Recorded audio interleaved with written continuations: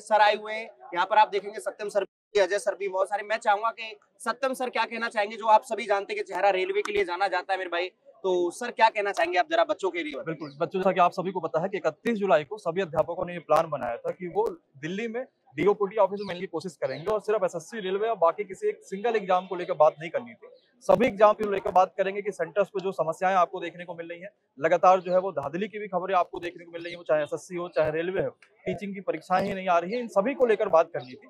लेकिन जब सुबह के 10-11 बजे के आसपास कई सारे अध्यापक डीओपीटी ऑफिस में मिलने की कोशिश करें, तो वहां पर उन्हें नहीं मिलने दिया गया, जबकि ये भी बात कही जा रही थी कि सिर्फ एसएससी से कोई एक भी टीचर चले जाएंगे, सिर्फ रेलवे से कोई एक टीचर चले जाएंगे, लेकिन ऐसा नहीं हुआ।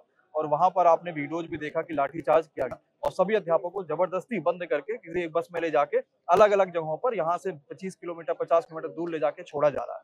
अब आप सोच सकते हैं, जो शिक्षक एक साथ उसको निर्माता कहा जाता है, तो देश के जो युवा हैं उनके लिए लगातार काम करो और ऐसी समस्याएं मिल रही है, तो अगर विद्यार्थी हो रहा होता तो क्या यहाँ पर चीजें देखने को मिलती। लगभग वही सलूक बच्चों करा गया जो किसी शिक्षक के साथ नहीं करा जाना चाहिए। फिलहाल अभी उनको डिटेन करा गया और अभी कई सारे ऐसे अध्यापक हैं जो जंतर मंतर पर आपको देखने को मिल रहे हैं और सबकी एक ही मांग है कि इस बार कोई ना कोई फाइनल निर्णय लेकर जरूर रहेंगे और सिस्टम के खिलाफ जितनी भी चीजें गलत चल रही हैं उनके खिलाफ आवाज उठाएंगे। अच्छा सर, मैं चाह रहा हूँ रेलवे में सर क्या आपको आवश्यकता लगती है, क्योंकि सर के रेलवे में हमें बहुत सारे स्टूडेंट्स जैसे अभी यहाँ सर, हालांकि ये समय नहीं है कि यहाँ पर ये 7 अगस्त से एनटीपीसी की परीक्षा है और सर अब स्टूडेंट भी यहाँ पर आने के लिए तैयार हो रहे हैं, क्योंकि आज भी सर कोई निर्णय नहीं हुआ, क्योंकि निर्णय होने की बात थी। तो सर क्या कहना चाहोगे, क्या क्या हमें आवश्यकता है, क्या बच्चों का ये टाइम है, वो 7 अगस्त से पेपर और यहाँ पर वो बच्चे आए क्या, और क्या क्या हमें जरूरत है सर कि रेलवे में बदलाव की?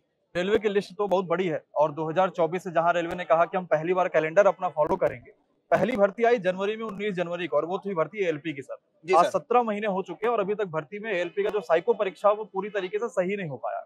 एएलपी की परीक्षा में सीबीटी 2 के समय आपने देखा कि बच्चों को रिजल्ट में धांधली करी गई, एक एक पेपर में 5-6 क्वेश्चन जो वो गलत देखने को मिल रहे थे। उसके बाद जब साइको की परीक्षा हुई, यानी एक ऐसी परीक्षा जिससे बाद सिर्फ बच्चों का डीबी और मेडिकल होना है, इतना स्टेप पार करके वो जाता है, प्री देता है, मेंस देता है, फिर साइको देता है और उस परीक्षा में भी उसके पास सिस्टम नहीं चल रहा है, सिस्टम हैंग हो जा रहा है और उसके बाद भी कोई सुनवाई नहीं मिली। उसके बाद सभी जो अध्यापक थे वो जहां भी आरआरबी बोर्ड मिला, जो भी उनके नियरेस्ट रहा, वहां पर जाके ज्ञापन दिया। फिलहाल रेलवे ने इस पर कार्रवाई करी।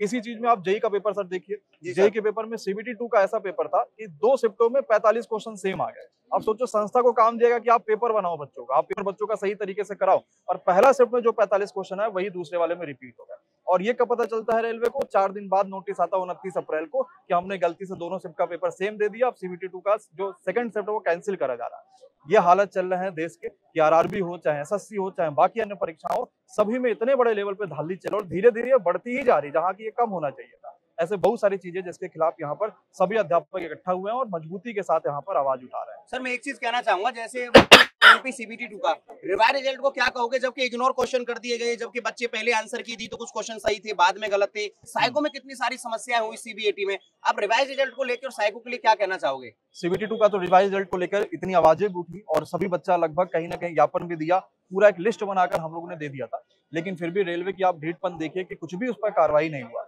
रेलवे ने कहा सब कुछ सही है, 2-4-5 क्वेश्चन जो एरर है वो एरर की वजह से सबको नंबर मिला, किसी को नहीं मिला, ऐसी सारी चीजें चल रही है। उस पर तो कोई रेलवे ने एक्शन ही नहीं लिया। सर हम जंतर मंतर से जब तक कब तक नहीं उठेंगे, जब तक हमारी मांगे बिल्कुल पूरी नहीं हो जाती तब तक हम लोग यहाँ से नहीं उठेंगे। और आप देख भी रहोगे लगभग यहाँ पे 250-300 से ऊपर सिर्फ शिक्षक आपको देखने को मिलना है। ये बहुत बड़ी बात है जब देश के सारे शिक्षक एक साथ आए हैं और कहीं ना कहीं बच्चों आपके लिए आवाज उठाए। फिलहाल अभी आपको यहाँ आना भी नहीं है, जब भी कुछ ऐसा होगा तो आपको वीडियोज के माध्यम से ही बताया जाएगा कि आपको यहाँ पर कब आना है और कब सम्मिलित होना है इस आंदोलन।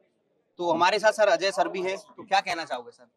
यही कहना चाहेंगे कि एसएससी में सुधार की ज़रूरत है, जो भी अनियमितताएं हैं इसको दूर करें, क्योंकि बच्चे काफ़ी परेशान हो गए हैं और बच्चे जो है ना वो बहुत ही गरीब परिवार से आ रहे हैं, जो एसएससी, रेलवे या बैंक एग्जाम की तैयारी कर रहे हैं, उनके साथ अन्याय न किया जाए। उनको जो हक है उनको मिलना चाहिए और जो ज़रूरत है, जो रिफॉर्म की ज़रूरत है वो चीज़ें होनी चाहिए, ताकि आगे सारी चीज़ें बेहतर हो सकें।